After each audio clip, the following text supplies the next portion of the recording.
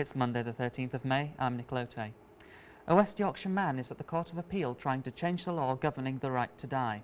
Group A reporter Michael Bristow has been following the case. Paul Lamb was paralysed from the neck down in a car accident 23 years ago. His paralysis means he cannot physically take the steps to end his own life and would need a doctor to do it for him, which would amount to murder in the eyes of the law. The divorced father of two says he's depressed and just wants to end his life in a dignified way, with his loved ones around him. The 58-year-old is seeking a ruling that would give medical professionals a defence to a murder charge. It would be known as a necessity and argue that it was necessary for them to act to stop intolerable suffering. He arrived at court via train this morning, accompanied by his daughter and the widow of Tony Nicholson. The hearing is expected to last 3 to 4 days. The High Court turned down the challenges to the law last year, saying that such decisions were for Parliament to decide. The cost of keeping the Yorkshire Air Ambulance flying has soared to nearly £10,000 per day. The charity operates 2 helicopters, but has had to adjust the amount it needs every day because of rising overheads. Previously, the costs for keeping this service in the air were in the region of £7,000 a day. That has risen to £9,990 a day, the equivalent of £3.6 million per year. The service receives no government funding, but says it is confident it can cope with the increased fees. Huddersfield Town's recent Keep It Up campaign has raised £1 million to be split between the club's academy and the air ambulance service. A restaurant manager has been ordered to sign the sex offenders register for 5 years after sexually attacking a young employee after hours. 37-year-old Nadeem Aslam, who runs the Mem Sahib Indian restaurant in Queensgate, was also given a 3-year community order. He was sentenced yesterday at Huddersfield magistrates.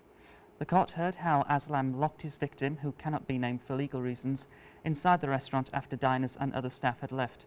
He plied her with several alcoholic drinks before attacking her. The victim fled to the nearby Camel Club, where friends said she was shaken up.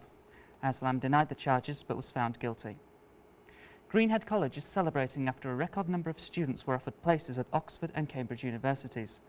34 students have been offered places at Oxbridge following applications from 110.